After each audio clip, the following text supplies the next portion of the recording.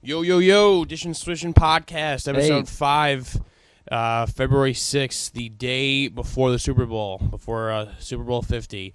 We are back in the basement, podcasting on a Saturday. Well, now it's noon, a little after noon, post-snowstorm. Nick made the trek out from Queens, so we are here to give you our Super Bowl preview show. Nick, what's going on? I've had a little bit of a weird week. Oh, yeah? So I had a couple of things that haven't happened to me before happened to me this week. So I got my first speeding ticket this week, driving back home from Nick Kroll and John Mulaney. And that was what state? Connecticut. So as long as I pay the ticket, there are no points on the old license there. But I thought the old rule is if you get caught in another state, as long as you leave that state, there's nothing they can do about it. Well, yeah, except for when you it's not a federal crime. Well, I got like interrogated pretty good by this guy. So, I clearly pull over to the wrong side of the road too. Just vintage me not really caring. So I just pull to the left. You're supposed to pull to the right apparently. Whatever. So, I turn down my rap music. And he comes over, and, the guy says to me, not even like, hello, how are you? Just, how's your day going? He's a state trooper, right? It's to be expected. And he has, like, high spurred boots. He walks over to me. He's like, any justification for your speed today? And I was like, good morning. How about that? So I run him through the mill of telling him that I have a doctor's appointment, which I do, and my mom needed the car back, which she did, and that maybe I was a little heavy on the old right foot there. And he was having none of it. So he asked for the license, registration, all that. Whip out Papa Pick's SBA card. I was like, all right, let's see if this saves me here. Hand him all that. I was like, here, sir, here you are. Takes my dad's SBA card, throws it back to me. He's like, I don't need that. Now, I was I was half mortified in this situation, half like really friggin' pissed. Yeah. And I wanted to just be like, you know what? I hope you get run over right now by a deer. But I said nothing. So, runs back to his car, like types up his little typewriter's worth of a ticket, whatever. He haws his way back to me and gives me the ticket and sends me on my way. Not even a hello, goodbye, how are you, have a good day, this, that, the other. Just like, increase your speed, get back on the highway. And gets in his car and dips. Weirdest thing, but whatever. Papa Pick heard about it and was not pleased. Not pleased. With you or the cop? Both. But I believe a phone call will be made to Connecticut State Police on behalf of Papa Picked. He'll do that? He don't care. See, I don't think he's like Mufasa. The state troopers don't care though. That's the thing. They're not the same as like regular precinct cops. Like they're not the same as Joey down at the 122. Like they're a little bit different. They don't give a rat's right. ass. That's yeah, the right, problem exactly. So that was the first thing that happened that was interesting to me. And then so today I wake up this morning and I'm ready to just pick up my mom's car at her doctor's office and leave. And my left pinky finger is double the size of usual. So I was like, this can't be good at all. So I took I tried to poke and prod at it. Nothing happened. But how did it get like that? I have no idea. You just woke up and it was just double the size. I've double the size. Just like underneath the nail. No injury. By like the cuticle. Nothing happened. Well, I stopped biting my nails. That's the thing. Since I've stopped biting my nails, they look relatively decent except for the pinky. It's just like he got mad fat for no reason. So when I went over to the doctor, he takes one look at it. He's like, yeah, that's infected. Yeah, it's pretty infected. That's pretty infected. We're going to have to take your nail off. So I had to sit for 20 minutes, half hour's worth of procedure to get my little pinky nail removed today. So now I'm sitting with the purple finger over here. So I've had an interesting week, but I'm here at least. I've had similar things. Well, my toe. What's up with you? Well, not recently, but I've been to used to frequent the podiatrist because of hangnails in my big toe. Yeah, see, I got a like hangnail, but in my finger today. So like 3 separate trips. You're just like, all right, time to pop the nail off, Novocaine your foot up, and let it reheal, and that stinks. And then with the being you're a part of de Blasio's New York City as well, and he changed all the roads and stuff up to 25 miles per hour. So I've never got caught by a cop because, let's be honest, a cop wouldn't be able to catch me. But I've got caught by the cameras in like school zones going like 40, and I've gotten busted for a couple tickets already. Like literally, probably 2 or 3. Let me tell you about those. My dad and sister come home with one of those like every 2 weeks. Like they're in the mail, and it's a camera. It's like, boom, you got caught. Boom, you got caught. Boom, you got caught. Because like I said, Papa Picked. He wouldn't have any of this nonsense. The cops stop him. He just shows the badge, shows the whole bit. All right, Sarge, no doubt. Tip the cap. Have a great day. See you later, alligator. But the cameras. They don't have hearts. They don't have hearts. They're robots. It's the robots taking over. Yeah, I mean, and I've checked my speed, and I've gone faster than I got caught on the tickets in the same exact roads, and I never got caught again. It doesn't make any sense to me. It's like rewarding a dog with a treat. It's like, except for the opposite. Look, I get they want to make it a safer place, but 25 miles per hour is a little bit. You might ridiculous. as well crawl at this point. I mean, this island is just congested as it is, and everyone has, every family of 2 or 3 has 4 cars for some reason. It's just there's no room, especially trying to go on major roads here with the city buses. It's just impossible. On Highland Boulevard, it's just good luck. Highland Boulevard every Victory day is good Boulevard, luck. At every point, it's Richmond good luck. Avenue. It's a mess now. Anyway, people are gonna kill themselves hearing our traffic talk. Yesterday was the blizzard. My little gripe was that it took me 3 hours to get to work. St. Islanders have the worst commute in the history of the world. They say it's the 6th worst. They say it's the 6th worst. I think. What's number 1? LA? I don't even know. No, I don't think LA is bad because LA just has traffic, but you're in your own car. Like, yeah, you're traveling 10 miles and it takes you a half hour or a little bit more than that. But we're going 16 miles. I think it's 16 miles or 18 miles. To Manhattan, and it takes you. I mean, in the morning, it's a good commute is 2 hours. Yes, it took me 3 hours. My mind. It blows my mind for you guys because you sit there and it's like you literally must want to jump off the ferry. Oh yeah. Into the water and try and swim there yourself because it's just so. It just takes 5 ever. The worst is when the trains are not synced with the ferry. No, not at all.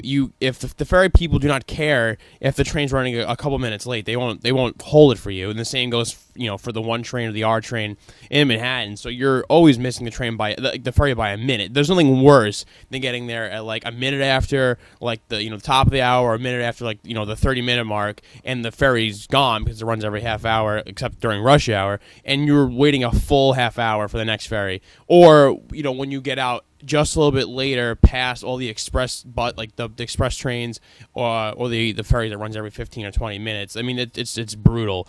So yesterday, I'm hopping on the train, everything's going smoothly, and then like 6 stops in, it just halts and does not move. And there was no heads up, there was no warning saying, hey, you might be delayed. There was no announcement, the MTA and the SIRR didn't feel a need to alert passengers that there could be a massive delay for an inch of snow because of the wet rails and what have you. So that bothered me because a heads up would have been nice. And I got into work at 11 o'clock, basically 11 o'clock, left my house at 7:45, and I stayed in work until 1 o'clock, and then I had to turn back around and do the same thing over again. So all that for 2 hours of work, essentially. It's terrible. It's terrible. It really is. I got to get out of the Northeast, and hopefully this podcast does the trick, and somebody hears my gripes Plug. and feels bad. And that's not even because I'm good at this, just because they feel bad at my commute.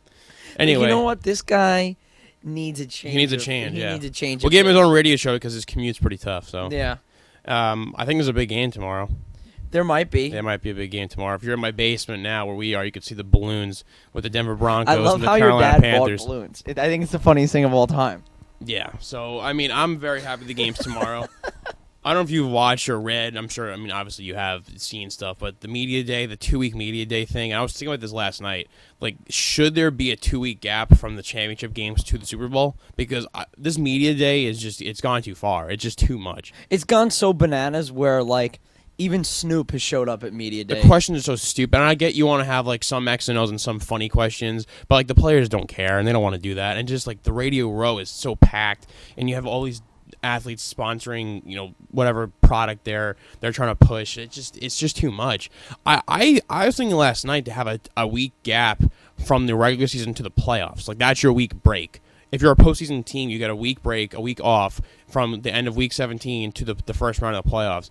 I don't know. I mean, maybe it's look, it's been this way for a while, the 2 weeks off, and maybe it's more of the media coverage that bothers me. Maybe less media coverage and it'll be all right. It's certainly the media coverage that bothers me. I don't know if the 2-week gap and having them every day, it's a new thing. It's either Cam Newton in the race aspect, or it's Peyton Manning in the HGH, or it's Peyton Manning in his last game, or it's what else we heard about the Michael Orr, going for a second Super Bowl because he's movie was made, the Blind Side was about him, or you hear about I can't even think of all the bizarre stuff I've heard. Just so many things every single day, the same stuff over and over again, regurgitated, and they don't stop.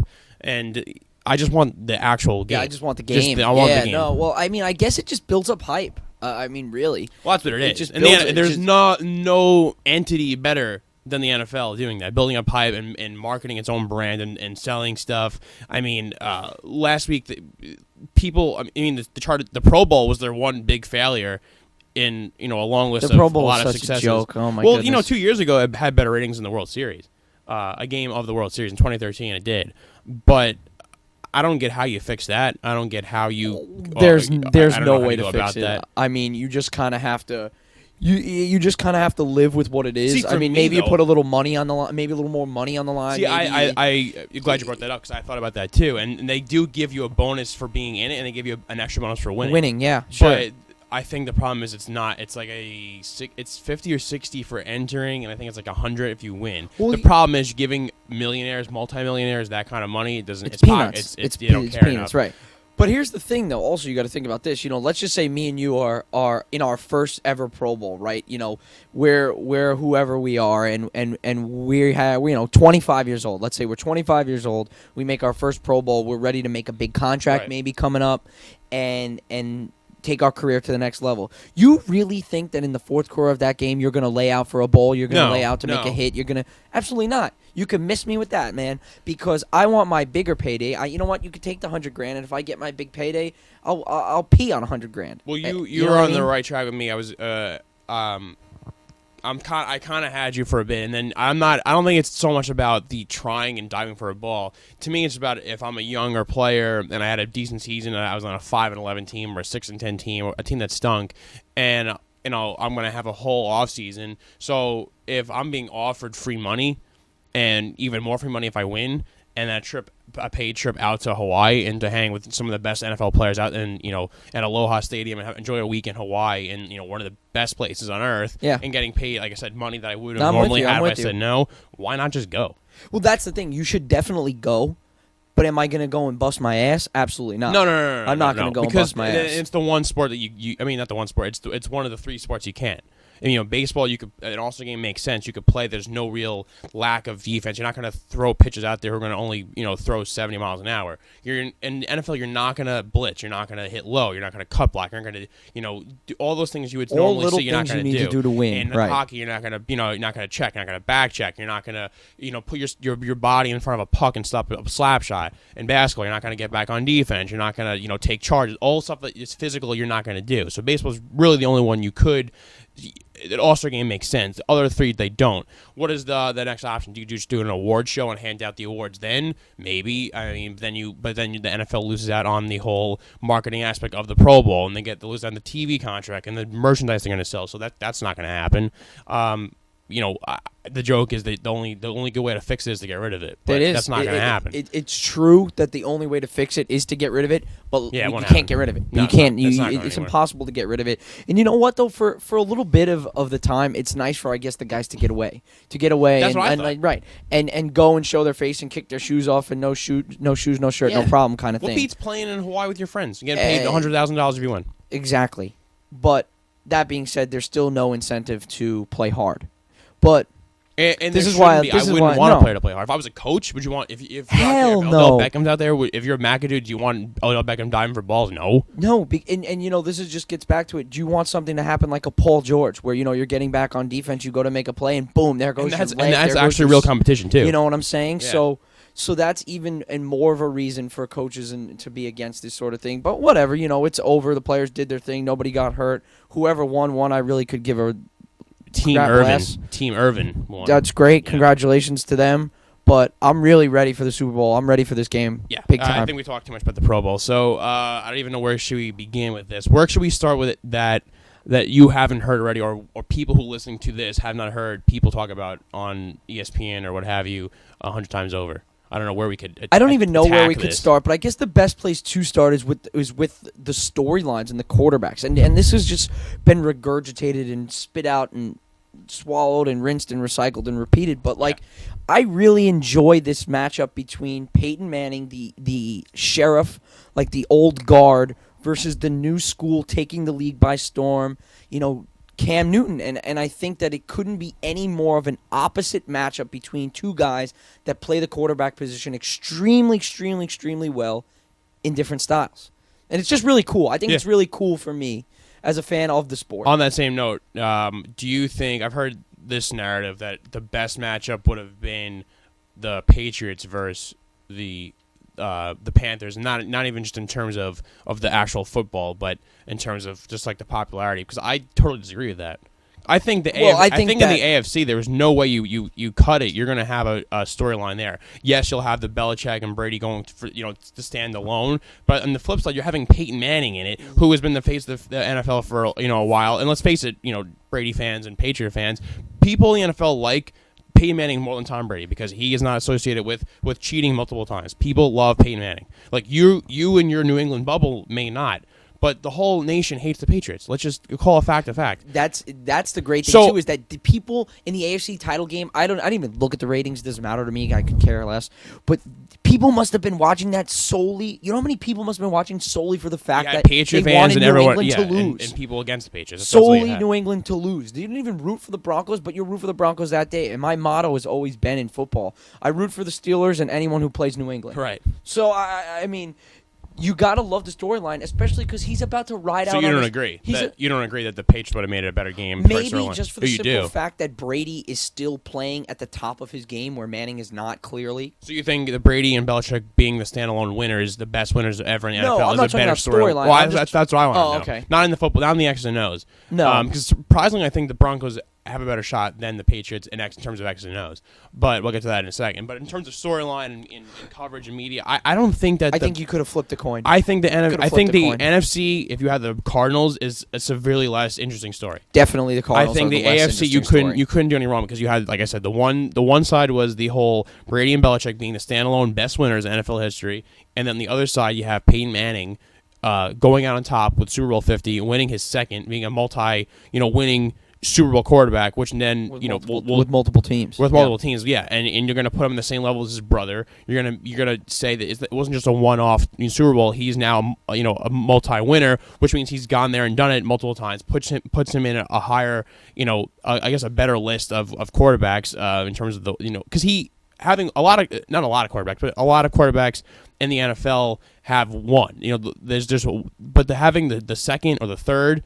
That's the whole gap, and that's why people had Brady ahead of Manning. I think it actually puts them closer now if he gets a second. So I think the AFC teams, either way you look at it, either way you cut it, there's a good storyline. You could have flipped, like I said, you could have flipped a coin and you could have been right. I totally disagree with that. But the whole Patriots would have made it a better story. I think it's just bitter New England fans. I'm sick and tired of hearing these New England people. They lose once and they're just all distraught about it. You know how many people I was listening to Bill Burr, I was listening to Bill Simmons, and everyone's like, the Patriots, like. You guys win all the time. You win literally. Well, I was going to say if Pete Carroll called the handoff, they don't win all the time, and they haven't won since 04. If shoulda, coulda, woulda. But yeah, you know what? You're right. You guys are always there. Right. You're always in it. You're always True. so good. You True. win the division every damn that year. Is true. It's like, you know what? Give somebody else a shot. Come on. And I know America's not built on equality. It's built on capitalism. So like whatever. But I don't feel bad for you people. You shouldn't feel bad for yourselves. There's going to be a next year. You're going to win the AFC East next year. You'll be in it again. You'll have 11 or 12 wins, and you'll be on your way. So in terms of X and O's, do you think the Patriots were the better matchup? I don't know. I think that they have more of an opportunity to do things against the Panther defense than Manning will. I think that if Denver wins this game, it's going to be an 18-15, 20-18 kind of thing because of their defense. Yeah, and it's going to be. matchup. This storyline besides the quarterbacks is really, really the best offense versus the best defense. Because if Cam Newton can go out there and score 35, 40 points, this game is over. Sure, quickly. Their only shot is defense stepping up again. That's the reason why I think the Broncos were a better match than the Pats, because the Pats have injuries all over, and they're in the trenches. They're not nearly as strong. The Broncos have the great defense, and that's the one shot they have, is if they, who knows, if they hit Cam and they're getting to him and they're, yes, he's a scrambling quarterback, but it doesn't mean he always wants to be on the run. No. He wants to throw out of the pocket, and he wants to have design runs. If they're stopping that, then that gives them a huge advantage, which is something I don't think the Patriots could do.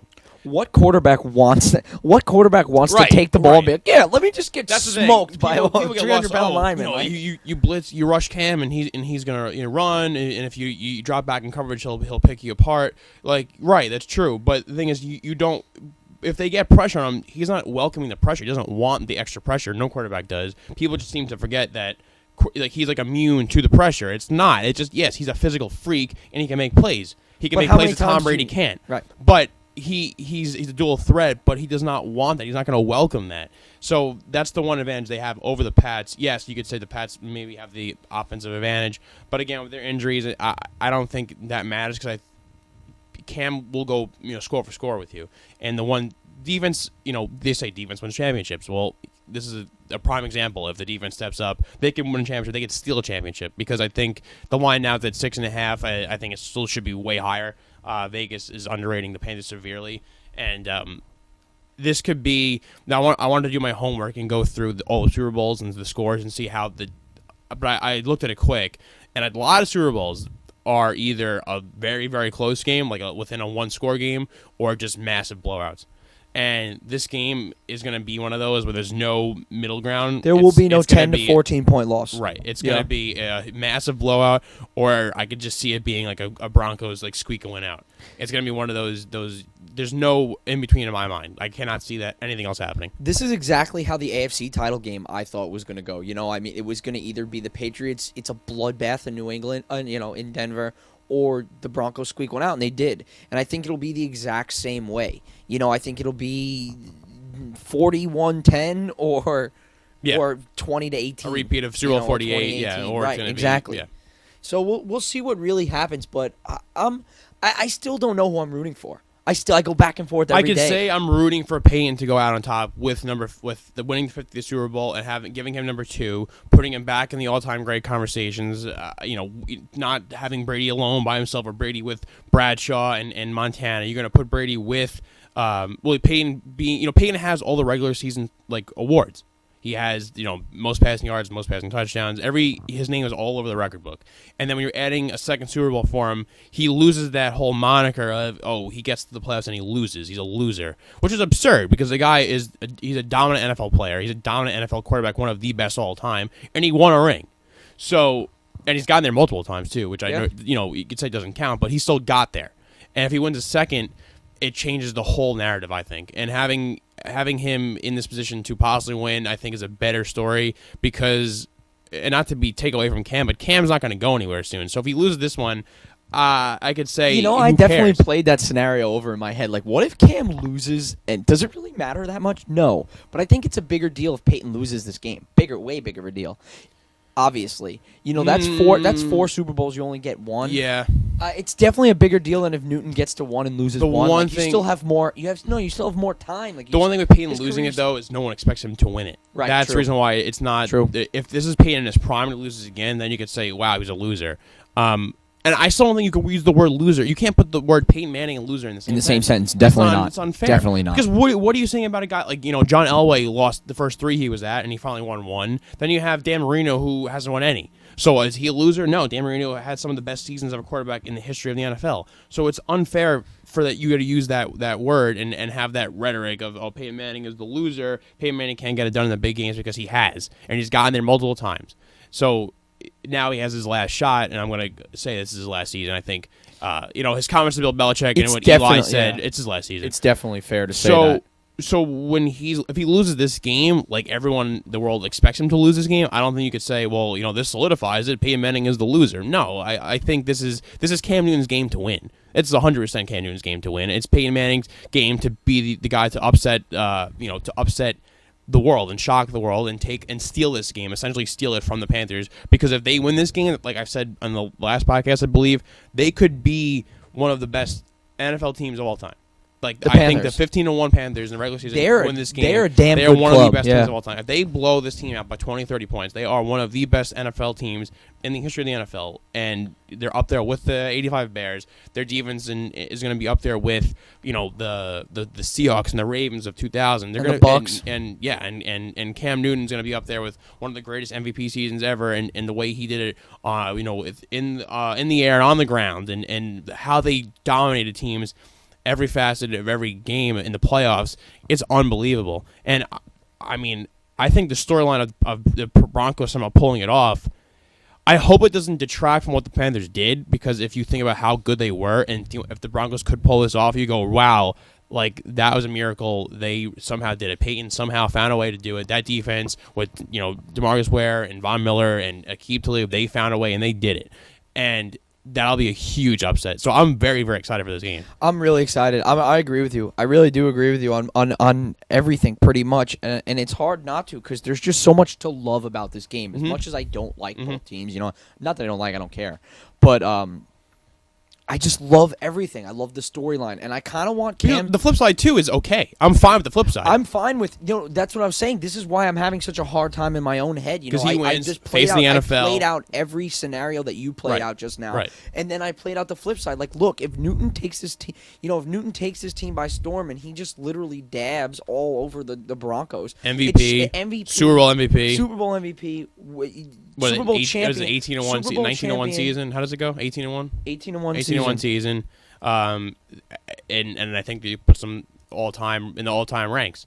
It's an unbelievable season. Yeah. It really truly is. It's just something that we haven't seen before. Plus, it's the start of awesome. more. It's the start of a dynasty. This is the beginning. It's the first of many. There's no reason it can't be because their core is pretty young. And Kelvin Benjamin comes back. Kelvin Benjamin comes back. You have who knows what's going on in the offseason. You can make smart moves. You have Kuechly, the captain of your defense, there forever. You have Cam, who's going to be dominating this league. I mean, I can't see a quarterback being the level. With Peyton on his way out and Brady being up there in age too, Rodgers had an up and down season. Breeze, again, all the guys you're used to seeing in the league being the top quarterbacks. Andrew Luck had a pretty rough season and he was hurt as well. Now it's like Cam and no one else. Think about how weird that is. Think about last year. You had going to this season. You had Rodgers and Luck and Peyton and Brady and Breeze and whoever else you want to throw in. You want to throw in the Eli, the Matt Ryan, the Stafford, or Big Ben. You have 10 to 15 guys that you could conceivably see as Russell having, Wilson, as being being season, but standouts. But Cam took himself and put himself head and shoulders above everyone else, Yep. and everyone who was in that group kind of had a strange season and brought themselves down. Because you look at the quarterbacks with the next best seasons, it was Russell Wilson, who I agree was up there, but not the level of Wilson's Cam. great season came from like week 10 to 16. Yeah, he struggled. He struggled in the very beginning of the year, and that set did. Seattle back. Right. Yeah, it set Seattle back big time. They had a mini Super Bowl hangover, even though they lost. But and you look at guys like Eli. Eli had was second in touchdown passes. Guys you really didn't expect to be at the top or at the top this year, and all the elite level guys, the top level guys dropped down. And I'm not saying they won't get Brady. back up. Minus Brady. Well, minus Brady, right? But I'm saying Brady is up there in age, so who knows how long this can continue. Sure. I'm not saying the old guard is kind of sure, and I'm not writing itself. This is not an indictment on Luck or Rodgers because I have every bit of confidence that they'll both get back up there. But just seeing how Cam distanced himself from everyone else is like, wow, it's really right now. In today, February 6th, it's Cam Newton's league, and Cam Newton is the top quarterback, and there's no one else close to him right now. Now, I will wait and see what happens. If we're doing this again next year, September, October, and all of a sudden, okay, you're seeing Rodgers 4 touchdowns, Luck 3 touchdowns, and a rushing touchdown. Okay, they're back. But right now, it's Cam Newton's league. It's literally something that he's just in a blink of your eye. Taken over the league, literally in a blink of an eye. The media coverage, the touchdowns, the running, the smile, the charisma, the great teammate, the team captain. It's just like literally all there, and it came out of nowhere, and it really didn't. But just I feel so quickly, in a blink of your eye, he went from a very good player to arguably the best quarterback in this league. Oh, and it's I don't think it's arguable anymore. It's really cool. It's cool to see a young guy do it. Yeah. So, bringing this all back to the big game, I wouldn't mind him winning it either. No, because so it means here's your new face in the NFL. Right. Here's the first of possibly many. In the NFL, I think this is the funny aspect is it's a team game. It's the biggest team game out of all the 4 major sports. You have 11 guys offense, 11 guys on defense. It's rare you could have the best player in the NFL and your team could be 0-16. Sure, easily. Cam Newton somehow I'm confident in, and this is a great example is you see Kelvin Benjamin, who you mentioned, go down. Their really only threat is Greg Olsen, the 30-year-old tight end, who has to put a huge load on his shoulders, and Cam somehow makes Ted Ginn Jr. and Philly Brown and Jericho Cotchery, who's on like the last leg of his career. I mean, the guy people thought was done at the end of his Jets career, went on to the Steelers, then the Panthers, and Cam Newton somehow makes that a serviceable receiving core. He is the one guy in the league that I could say single-handedly can make a team better and could carry a team on its back, which is something you cannot do in the NFL. He really made a bunch of mediocre receivers serviceable enough to take them to the Super Bowl. Right. And players Think could do about it. that. Players like, could. you could take. That's the point. You could take a Yeah. team and make them playoff Yes, bound. yes. You could take a team and from 8-8 to make them 10-6. Yes. He took a bunch of You're mediocre right. guys that never really made too much noise in the league and Yeah. took them to the Super To Bowl. amend my point, there are players who make a team. J.J. Watt, for example, on defense somehow impacts that team, makes them a lot better. You've seen Peyton do it in the past. You've seen Andrew Luck do it in the Dallas past. Clarks and the Austin Collies. Yeah, he's and made them the better. World. But they've never done it to the extent that what Cam has done right now. Agreed. It's not even Agreed. close. And it's scary to think that one player can single-handedly change a whole NFL, team and throughout the whole season and win. Because you could see it in basketball, you could see it in hockey, maybe with the top players. You could see it, baseball, if you have a stutter to pitcher, maybe like one of the best hitters in the game, it could somehow help. But the NFL is the one where it's like it's a team aspect, a bunch of guys working together as a unit. That's what gets it done. And Cam is that he's getting rid of that whole notion. Think about this. It's a team full of 49 players. A team full of about 50 players, right? And 53-man roster? A field full of 22. For one man to be so much of a shining star to impact that in that many people, that's incredible. And that's why it's so well deserved for him to win. And that's why I even enjoy this matchup more, because Peyton showed us how to do it. And Cam is furthering what Peyton did in terms of making guys better. Yeah.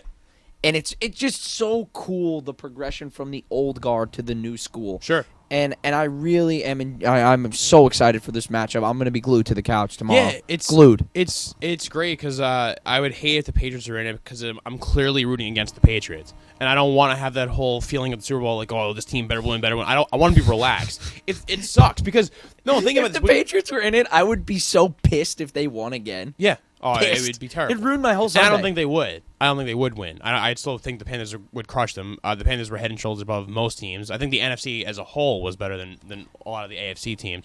But it's the Super Bowl itself is not really fun if your team is in it or a team you hate in it. If there's two neutral teams or teams you don't like, I like the Panthers and I like the Broncos. Like I always like Peyton. I have a Peyton Manning jersey and I have a Cam Newton jersey. Tomorrow there will be both of them laid out here because I like both those players.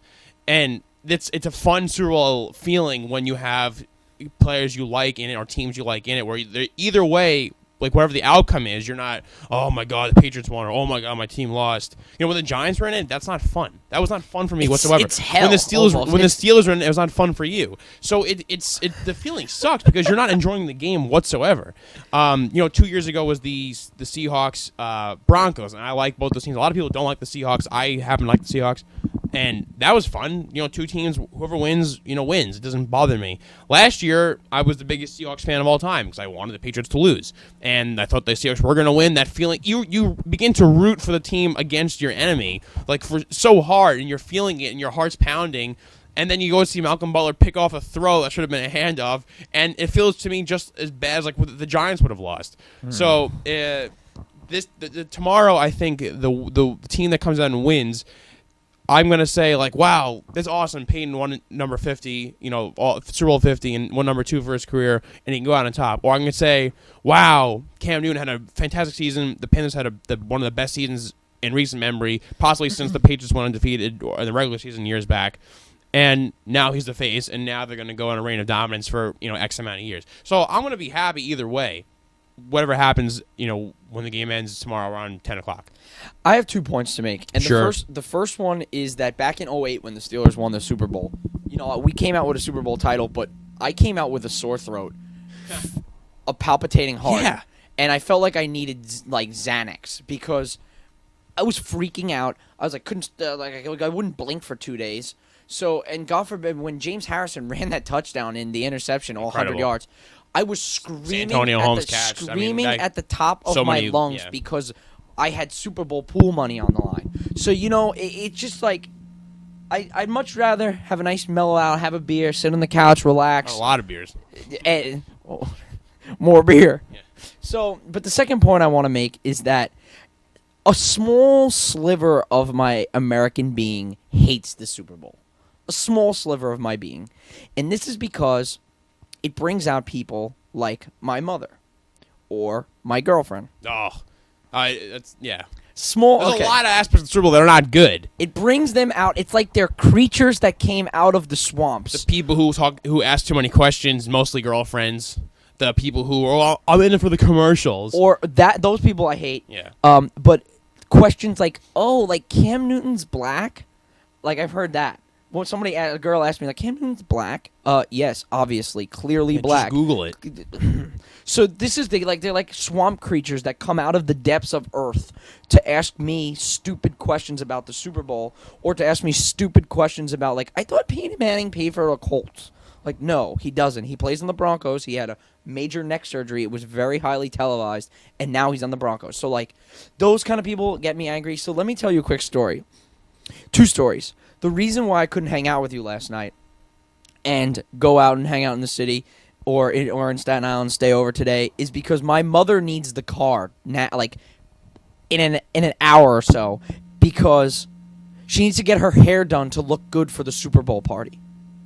I'm going to be in sweatpants from probably I'm in sweatpants now. So from 1:23 p.m. this afternoon to 1:23 a.m. tomorrow, the day after, I'll be in probably sweats. Tomorrow's a big sweatpants day, yeah. Yeah. Agreed. So that's going to happen. So, like, it was just blowing my mind that she needs to get her hair re-dyed for our family and close friends that, like, see her all the time. Whatever, lady. Okay. Then, how about this one? So Justine's in a Super Bowl pool. She's with her work friends. So she texted me really quick the other day, and she's like, oh, my God, Super Bowl square. It's like, you got to help me. What number should I pick? So I said to her, like... Usually you don't pick the numbers. Well, no, it's like boxes like 1 to 100. Oh, okay. So usually I go through my baseball numbers. I go through 25, 49. I'll go to 69 clearly. And then I'll go to, like, other silly numbers, like, like 1, 99. I'll whatever. I mix it up. Go all over the board. So then I say to her, like, what numbers are still available? What numbers, because then that way we can choose. She doesn't answer me for a good hour and a half goes by. She don't answer me. And I'm like, hello? Like, what numbers did you pick? Did you do the pool? She's like, no, they didn't have the scores on the sides, so I didn't do it. I told them I wanted to see the scores before I picked the numbers. And I just literally bashed my head off the wall. I was like, are you kidding me? They don't put the scores up there before you pick the numbers. What is wrong with you, woman? And so this is just all... Yeah, I'll take a 3 and a 0. He's like, yeah, give me 0-0 for the 30... 0-0 is the highest score, like, outcome. He's like, yeah, that comes out 30% of the time. Give me 0-0. I'll take 7-0. I'll take 3-3. Yeah. It's like, are you kidding me? So I was just cracking up laughing. I was just like face palming myself. Oh my God, lady, what is wrong with you? Yeah, the Super Bowl has, because it brings in the casual fan, and that's what it does. Like, for example, tomorrow we'll go out and a little get together here with friends and my family. And one of my best friends, Croft, has his new girlfriend, lovely girl, sweetheart, great, fits in the group perfectly. But she's Portuguese, and she doesn't know a lick about sports. Well, her football's the thing they do with their actual feet. Yeah, I'm like, honey, like... They don't do it ass backwards like we do in America. Cristiano Ronaldo is not in this game. And not that she's going to be annoying or ask questions, but some instance people do have girlfriends or friends or people just they bring moms who ask aunts, whatever, grandmas who ask 1,000 questions and don't know what's going on, and then they're here for I'm here for the halftime show, I'm here for the commercials, and which I don't even think is going to be good. No, Coldplay and Beyonce would. It's a weird mix. I want Katy Perry's Tiger to come out again. That was like 100 feet tall tiger. I loved it. Certainly have big. Having Lady Gaga do the anthem and then Beyonce at halftime and with Coldplay as well. Those are the big names for taking 50. the over on the anthem, by the way. What is that?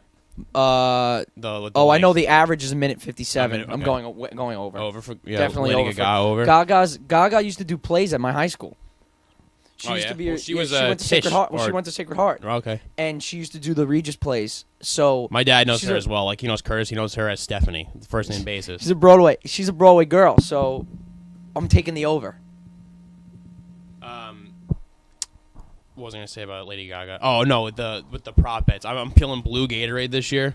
Yeah, I'm feeling I'm tails. going purple. Yeah, purple, but I'll also take tails. Tails and blue Gatorade.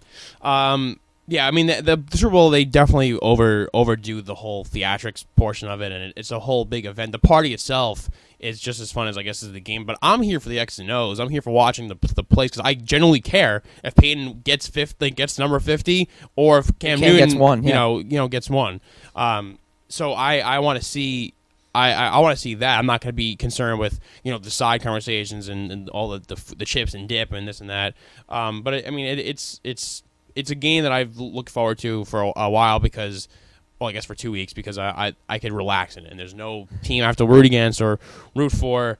If I didn't look like a total slasher, I would sit there with like the radio playing so that I didn't have to hear everyone and I could watch the game and have the radio in my ear. But that way I'd look like a 55-year-old like homeless guy who scalped tickets to the Met game at Shea Stadium for like $3. I love those old guys to do that.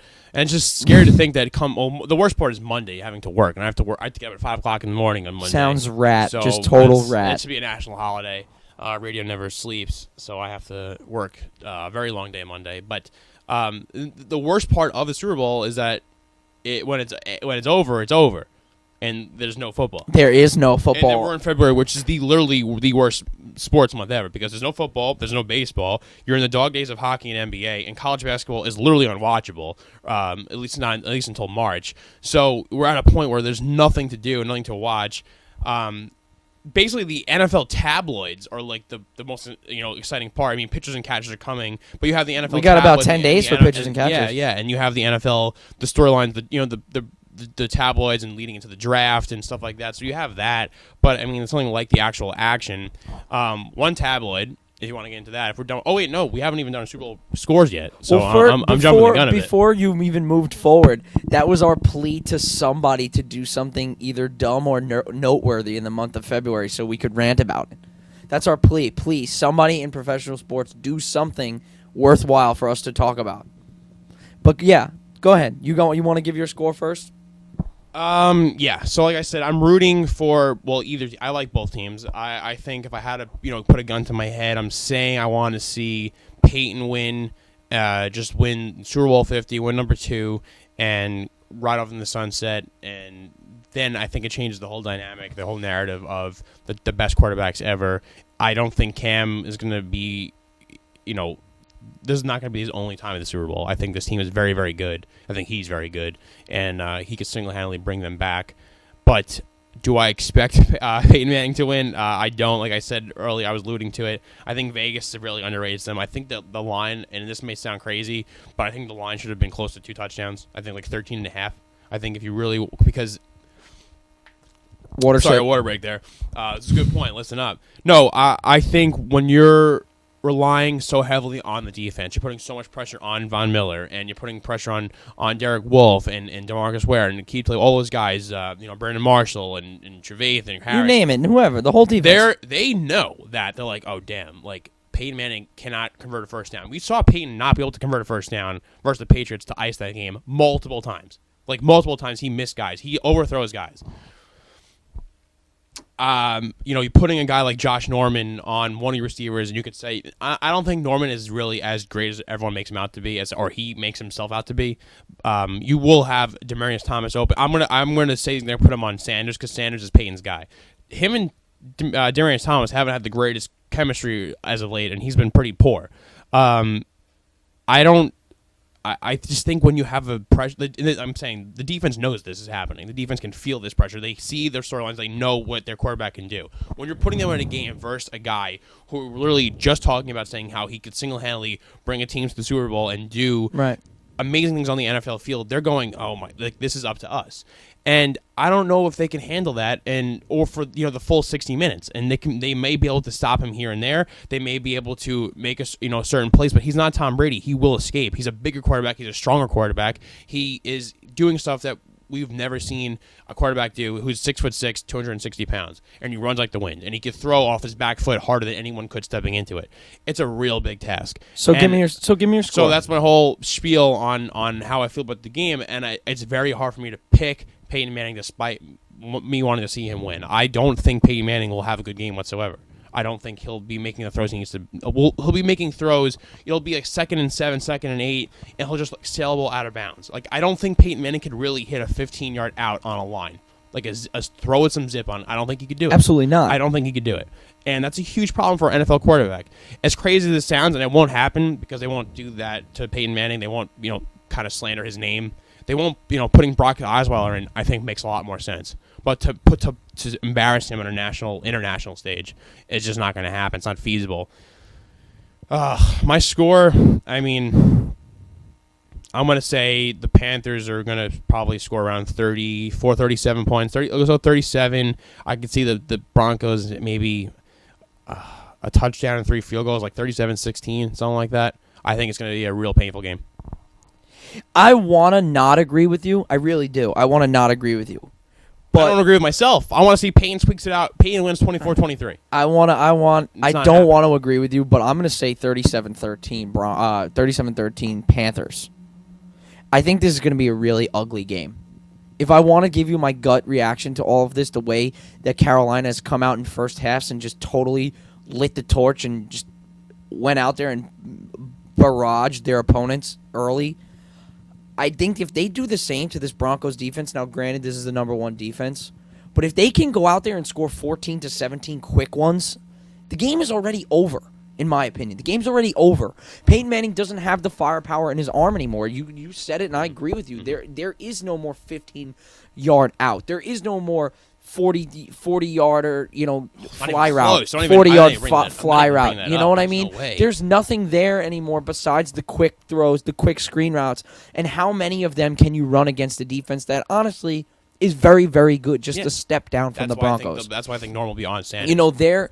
Their defense is better than the Broncos offense. You know what I'm saying? Their defense brings more to the table than the Broncos offense does, because we're talking number 1 for number 1 in terms of Panthers offense to Broncos defense. But if you look on the flip side of that comparison, Carolina's defense brings way more to the table. They're the 6th scoring defense in the NFL. Exactly. They could score. They're a hell of a defense, even though they weren't number 1. So I think this is going to be really ugly. It's going to be 37-13 Panthers. But don't be surprised if it's a 20-18 or an 18-16 or like a 21-20 game and Denver squeaks it out. I just can't see. Cam has not been stopped once this year. I can't see him being stopped. But you know what? Game. If he is stopped now, if he is stopped tomorrow, what a feat by Denver's D. Right. What a feat. What a feat by Denver's defense. That changes the whole narrative. Exactly. If Denver's defense stops Cam Newton, you could say that the Denver Broncos defense is one of the better defenses ever because they are number 1 and they won like solely because of defense. They were not getting any help from Peyton. I think the keys for the Broncos, they have to score early and often because, like you said, if the Panthers score first or they score the first 2, that's it. Like, you're not coming over. Back Yeah, they need the first 7 to 10. I think because Denver. Then you can't run the ball as much. You have to worry about Peyton Manning throwing the ball. The defense knows he has to throw the ball now. It's just Peyton has nothing in his arm, and it's not even like he can't reach. He can make a 15-yard throw. He could throw the X amount of yards, but he's not throwing it with the zip or the accuracy because he's throwing it differently. I can't even tell you how many balls did he sail over the top of receivers or out of bounds. You know how many balls that I turned to my father and I was like, wow, he's got to have that. Wow, he's got to have that. Sanders in the end zone twice. Right. He's got to have that. Right. And my dad just looked at me like, what do you he can't do that anymore. No. So that's such is the way it goes. But I still am very excited to for what we're going to see tomorrow one way or another. I'm rooting for. I just really am hoping for a close. Yeah, I really am. Because I don't feel confident that it'll be a close game. We'll see. I think just Cam's at another level right now where he's doing everything in his power to give teams no chance, like no heartbeat whatsoever, and that's more power to him. He's putting his foot in their throat. Yep. That's what you have to do. And like if they win this game, like I think they will. This is the first. It's hard for me. Like I went with my gut. My gut is saying. Go with the Broncos, like underdog. You want to go. My head's like, Eddie, don't be an idiot. The Panthers will destroy them. So this is the first game. Your heart wants you to root for the old guy. Yeah, and I went with my heart when we picked the throughout the playoffs. Like, and I was 4-0 the first weekend. I think I only lost like one game the next weekend, and then 2-0 on championship. Yeah, and then the championship we got them both right. And again, the Broncos versus Pats, that was a much closer game. And in my head, I'm like, oh, all right. My head is saying one thing. You'd be afraid of the Patriots, but my heart's saying, Payne will pull this out. He'll figure out a way to do it. He's home. And I went with my heart, and I won. But this game, man, I mean, it's not. I think this is one of the more lopsided Super Bowls heading into it. Probably since the Giants versus the Patriots in terms of the respect each team was getting. Sure. I think, I mean, it's going to be, I think, a 2 or 3 plus score game for the Panthers to win that. So there's our prediction. As they say, the picks are in. Yeah. So do you want to head into other NFL stuff? I want to venture down the dark hole that is Johnny Manziel's career right now. You want to venture down that? We've defended him time to time, and we've given our opinions and thoughts and said how the Browns were the cause of a lot of his animosity and his behavior, and how he was the one that did it, kind of lashing out at them. And now it's the point. There's no more defending. It's Johnny hard Manziel. to defend him. It's very hard to defend him. There's no more. And I don't think he could do it anymore after the recent allegations of, this is when the rumors came out that he was fighting with his girlfriend in his car and he was hitting her head, and now the details come out and it's way worse than that. He apparently dragged her and was chasing after her, and then he was threatening to kill them both. Just scary stuff. They searched for him in a helicopter. His dad is now saying he thinks he's a real candidate to actually kill himself and his own life. So it's scary. Maybe, there's smoke, there's fire. He actually might have a problem here. The weird part about this is that the girl, for the 2 times she's went to the police, did not file a report. So not that I don't believe her, but if you're going to file a restraining order and say all these things, why aren't you pressing charges? That's the only thing about it that just kind of makes me feel weird. I don't necessarily agree, and I'm talking it's a hard line here to talk about this, but I don't necessarily agree with the father that he's going to kill himself, because unless he could be medically diagnosed and I could be wrong. But from the stuff he's done in the past, just being a normal kid and drinking and partying when you're a quarterback in the NFL and you have a lot of money, I don't think that's really outrageous. I think when you're a young, dumb kid fighting with your girlfriend, that happens, not to the level of him, like what he's done. But I think, me and you have probably heard a million stories of people fighting and having issues. When you're young, you're immature, you don't know how to handle things, stuff happens. Obviously, Johnny got too violent, sure. But to say he wants to kill himself when you're born with a ton of money, you're a quarterback in the NFL, you want a Heisman Trophy, I think it's a quick way for them to all of a sudden bring the story back to maybe he's sick, maybe he has a problem, and kind of have sympathy towards Manziel instead of making it about, well, he's a monster. So I think you always want to get in front of a story, and I think that's what the father tried to do and try to protect him.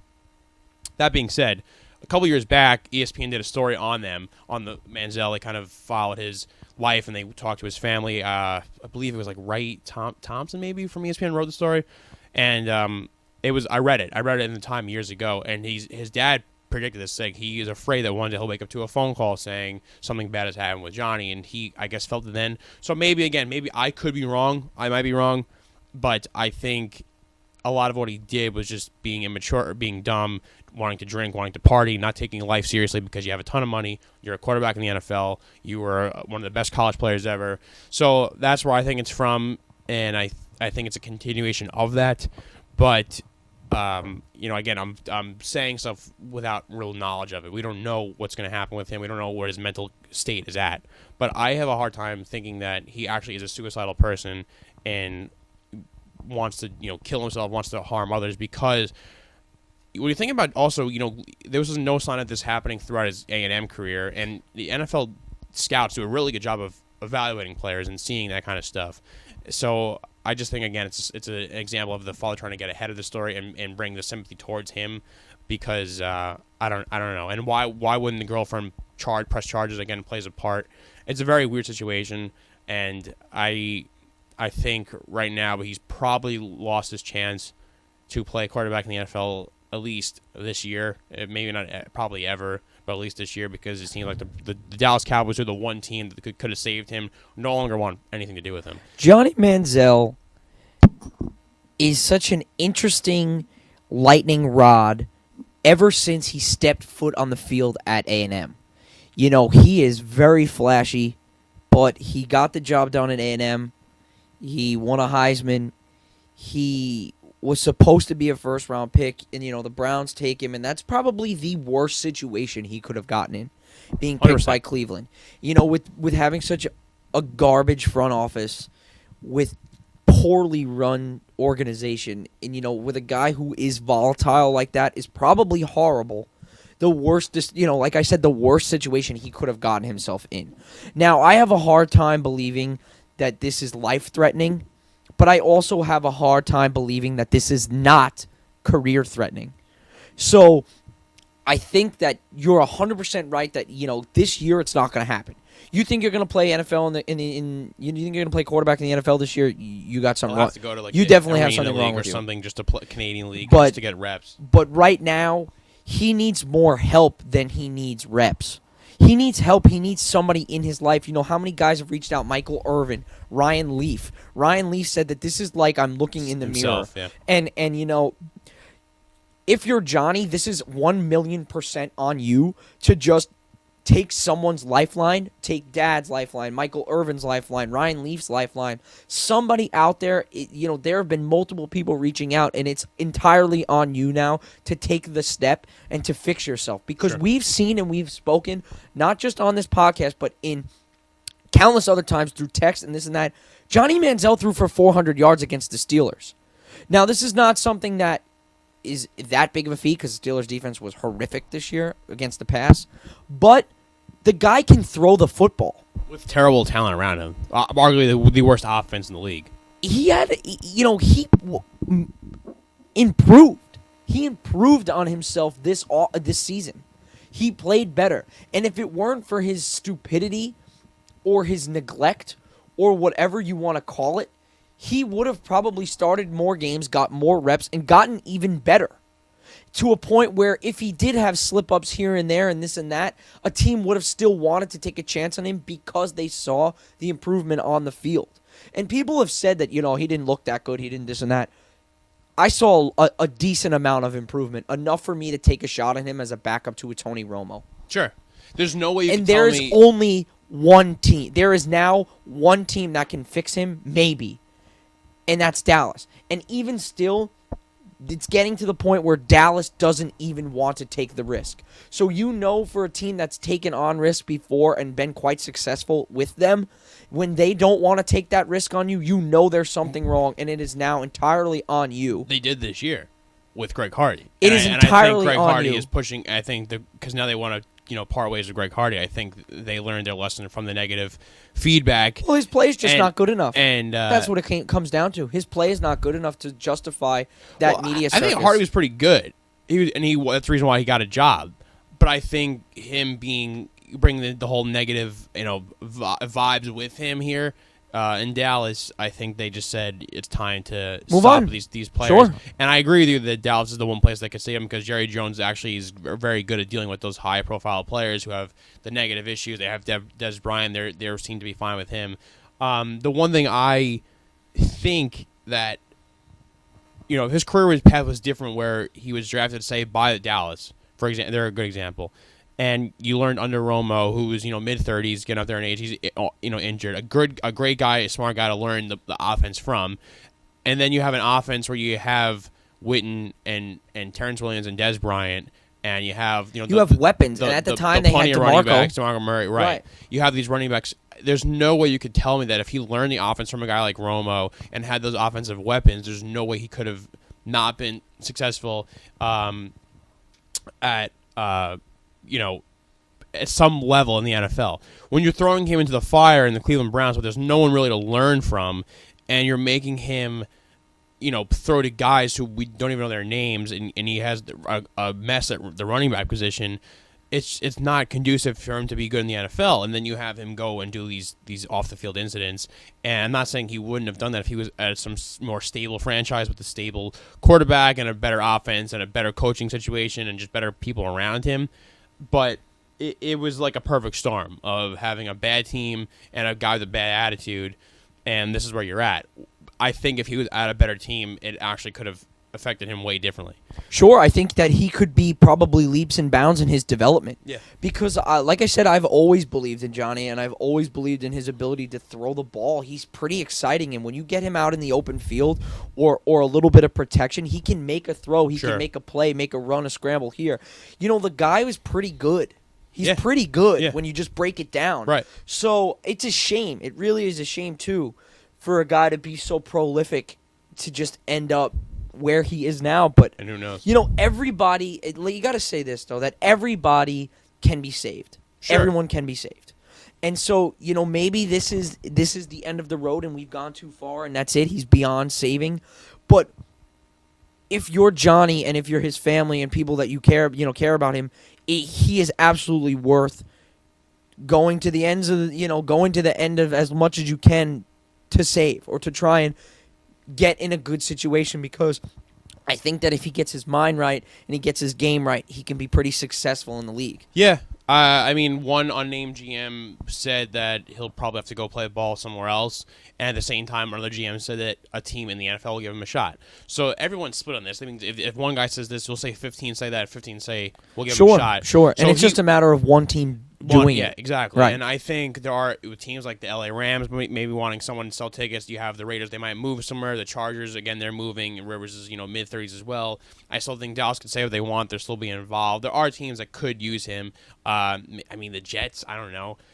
There are teams that are there, and they think if we bring this guy in and give him a mentor and give him some weapons, he'll succeed. And it's as much as people, not to cut you off, Yeah, but yeah. as much as people don't want probably the Jets to go and get him, Brandon Marshall might be a really nice piece to have for somebody like Johnny Manziel, Sure, yeah. who's gone through the Yes. the mental And always disabilities, talks about it. and he's Yeah. a guy that's really out and vocal about it. So if somebody like Brandon Marshall can step in for him, that's who you're going to need. You're going to need a leader like that who can really reach him man to man, and not just from a pedestal or from the higher ups down. Right. Yeah. And my take on it is that if you're going to give a guy like Greg Hardy a chance and to play, who did some violent things to a woman, and I'm not saying that what he did, Manziel did was, so much, better, not even the level of Hardy. Obviously, if he did drag his girlfriend by her hair and slam it against a car and threaten her life, it's terrible. I mean, again, she didn't press charges, so I don't know what exactly is accurate, because she said this and then didn't press charges. So I don't know what is accurate.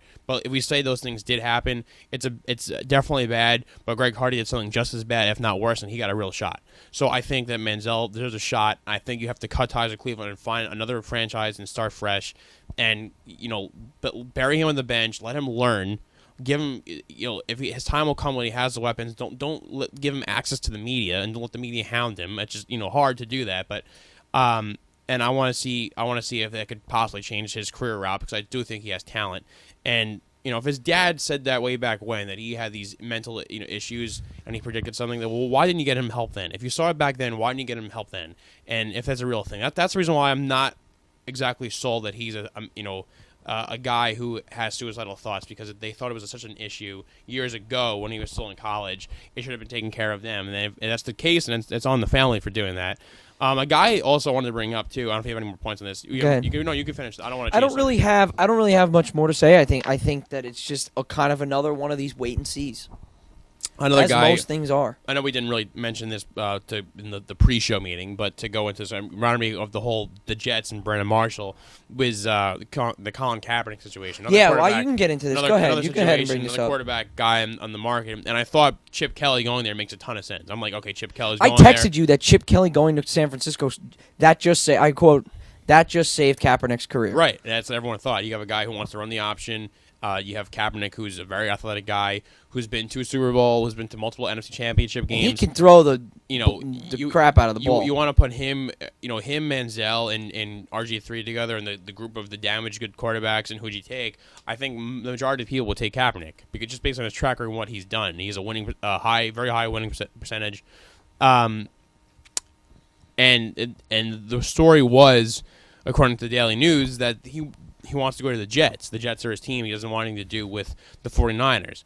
And this comes out after Chip Kelly says he doesn't want anything to do with him, apparently, or he's not, there's no the quarterback competition's open. You're not sold on Kaepernick yet, which is a total shock to me, because I don't get why he doesn't want to deal with Colin. Like, why don't you want Kaepernick as your quarterback? Maybe there's some kind of bad blood between the both of them.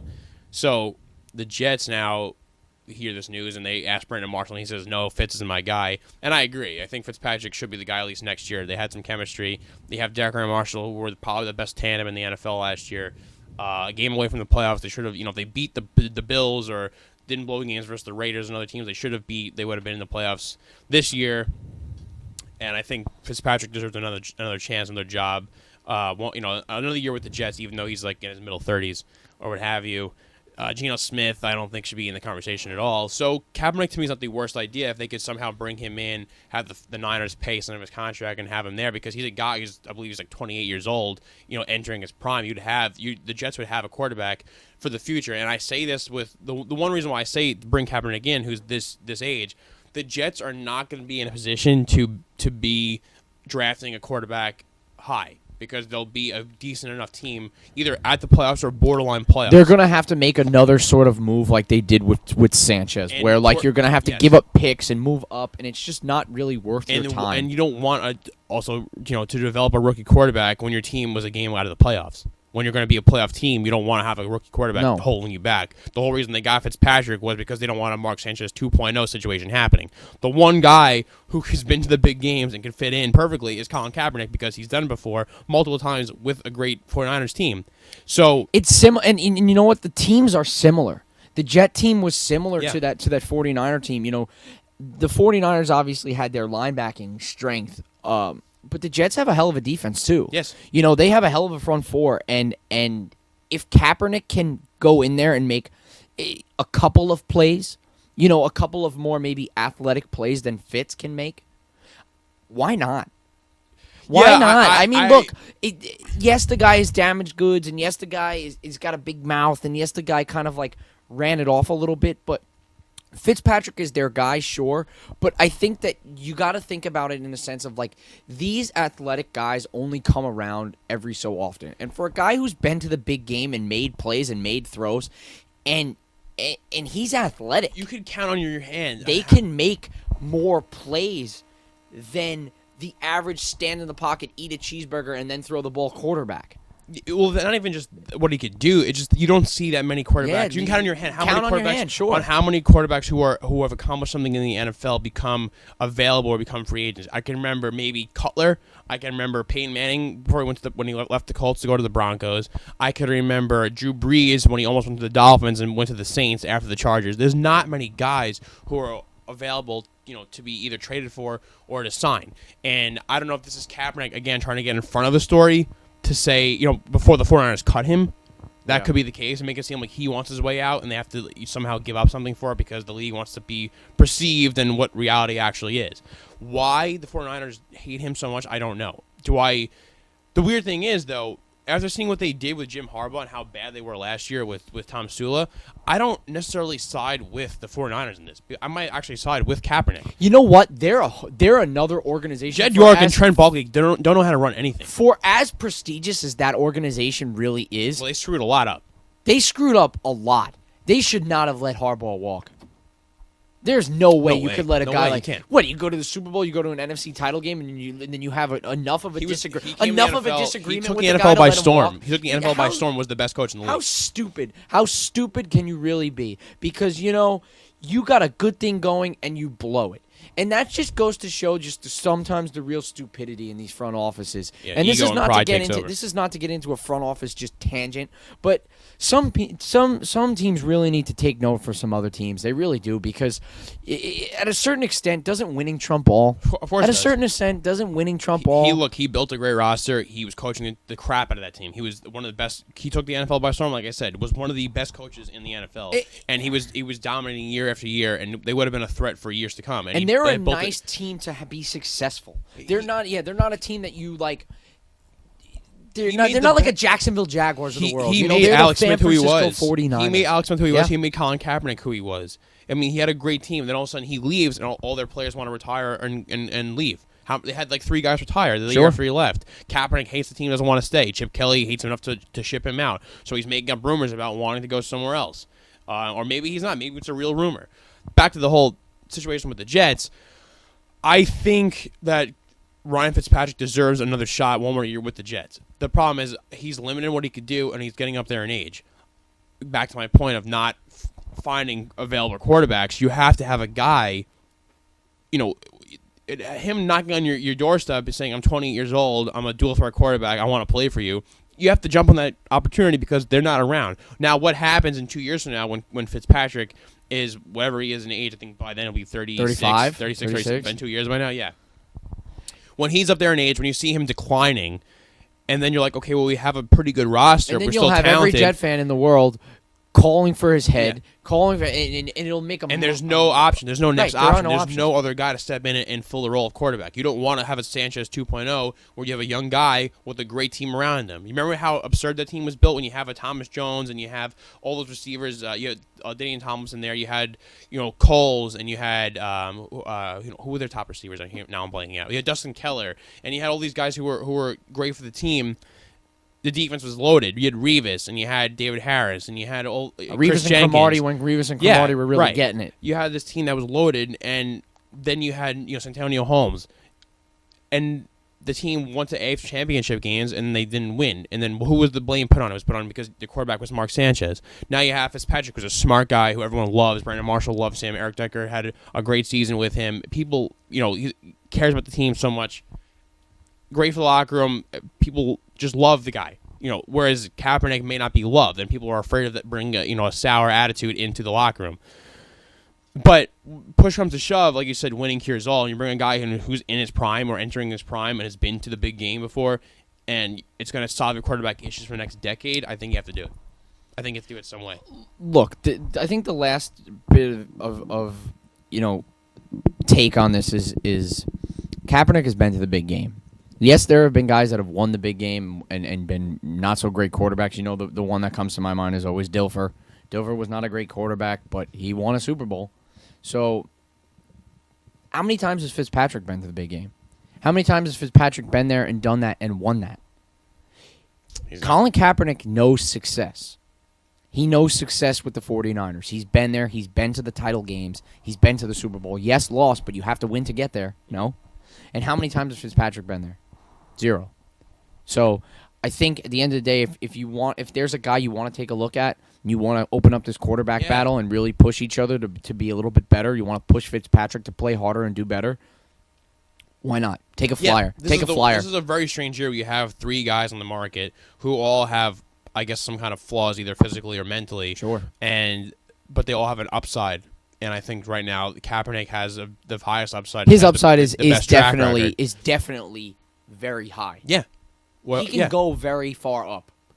If the Jets go on a different route and maybe bring in a guy like, say, Griffin, I don't know if that's going to have the same impact or the same confidence level you'll have post Fitzpatrick because, he had a great start to his career, but he hasn't done the things that Kaepernick could do on the field. He also is, often injured. Kaepernick, they kind of forced him to have a surgery, not on his throwing shoulder, but it's just, I don't know how much of it's the locker room being afraid to bring in a new guy and or what they have to give up. So, hey, some people think the report was bogus. So we'll see what happens. I think it's a very strange year in the NFL where you have 3 guys out there, Manziel, RG3, and Kaepernick, who actually could help a team down the road at quarterback, and you never see that happen. Quarterbacks are the hot item, and they're never available, and the Jets are going to be in a position the next couple of years where they will be winning games, and they will be competing with the Patriots for the AFC East title.